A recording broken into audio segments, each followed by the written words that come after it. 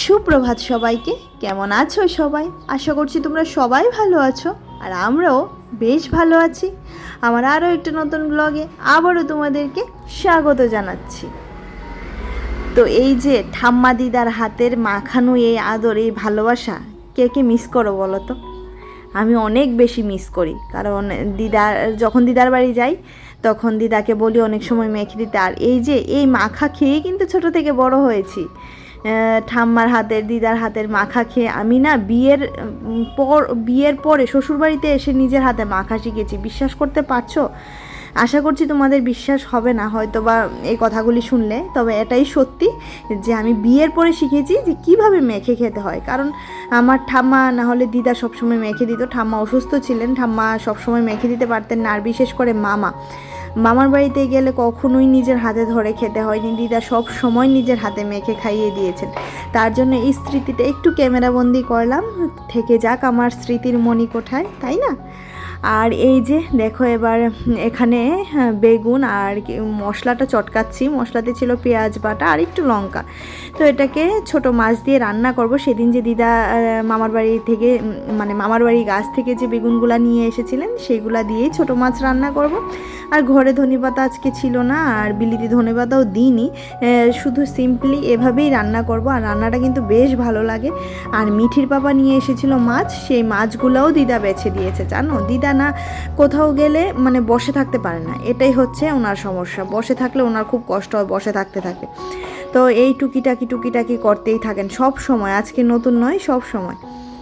তো এবার দেখো এখানে মাছটা রান্না করব, যার জন্য পেঁয়াজ দিলাম ফোড়ন। আজকে রান্না বান্না কিছুই তোমাদের সাথে সেরকম করে শেয়ার করব না, জাস্ট ছোটো মাছের তরকারিটা একটু শেয়ার করছি। কারণ আজকে মিঠিকে টিচারের বাড়িতে দিয়ে, মিঠির সোমবারে থাকে ম্যাথ ক্লাস, বাট সোমবারে হোলির জন্য বন্ধ দেওয়াতে আজকে পড়েছে। আজকে যেহেতু বুধবার, আজকে পড়েছে। আজকে ওকে ক্লাসে দিয়ে মাকে আর দিদাকে নিয়ে একটু ঘুরতে যাবো, এই জগন্নাথ বাড়িতে যাবো, এই তো আর কি। তো সেই জন্য মাছটা রান্না করে একদম সঙ্গে সঙ্গে ঘর দোর মুছে নেব। আর ঘর মোছামুছি কিছুই দেখাবো না, কারণ এখন আমার দেখানোর অনেক কিছুই আছে, বিশেষ করে আমার দিদাকে। কারণ আমি তো আগে ইউটিউব করতাম না যখন দিদা আমার বাড়িতে আসতেন, বাট এবার আমি এই স্মৃতিগুলি ধরে রাখতে চাইছি। আর তোমরা যারা আমার প্রতিদিনের ব্লগ দেখো তারা তো অবশ্যই করে জানো যে আমি এই স্মৃতিগুলো অ্যাকচুয়ালি ধরে রাখার জন্য ইউটিউবে এসেছি। জানি না ইউটিউব থেকে কোনো দিনও কিছু করতে পারবো কি না, যদি নাও পারি তাও আমার আফসোস নেই। কারণ এই তো স্মৃতিগুলো আমি ধরে রাখছি, যেগুলি আমার মেয়ে বড় হয়ে হয়তো বা দেখতে পারবে, তাই না? তো এখানে দেখো মাছের মধ্যে একটু ঝোলও দেওয়া হয়ে গেছে, আর একটা মাছও কিন্তু ভাঙেনি, খুব আলতো করে নাড়তে হয়। যেহেতু আমি এখানে স্পিডটা একটু বাড়িয়ে দিয়েছিলাম, তার জন্য এমন লাগছে। আর এটা হচ্ছে মাছের ফাইনাল লুক। তো চলো সোজা এবার ওদেরকে নিয়ে বেরিয়ে পড়ি, আর কিছুই তোমাদের সাথে শেয়ার করব না। আর এই যে দেখো মাকে দিদাকে নিয়ে বেরিয়ে পড়লাম, এখন মন্দিরটা ঘুরবো। আর খুবই দুঃখের সাথে জানাচ্ছি যে মন্দির এখনও খোলেনি। আমরা অনেকক্ষণ বসেছিলাম, আবার যেহেতু মিঠিকে নিয়ে বাড়ি ফেরারও একটা ব্যাপার আছে, তো অনেকক্ষণ সময় বসে থেকেও মন্দির কিন্তু খোলেনি। হয়তো বা আরেকটু বসলে খুলতো, তবে আজকে তো আর সময় নেই। তো তোমরা মন্দিরের ফিলটা নাও, যতটুকু দেখিয়েছি তারই ফিলটা নাও, দেখো কেমন লাগে। যদি ভালো লাগে আমাকে অবশ্যই জানিও।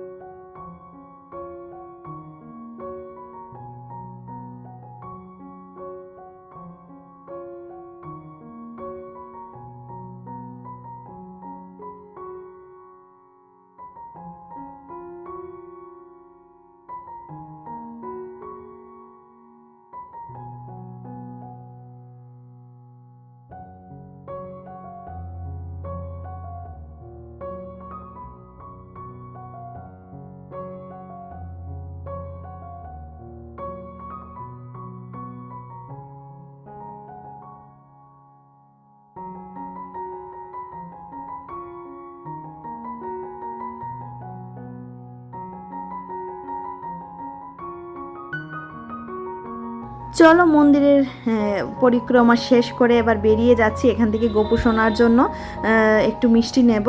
আর এখানে সব কিছুই ভেজ, একদম রোল থেকে ধরে সব কিছু ভেজ। আর আমাদের জন্য কাটলেট নিয়েছিলাম।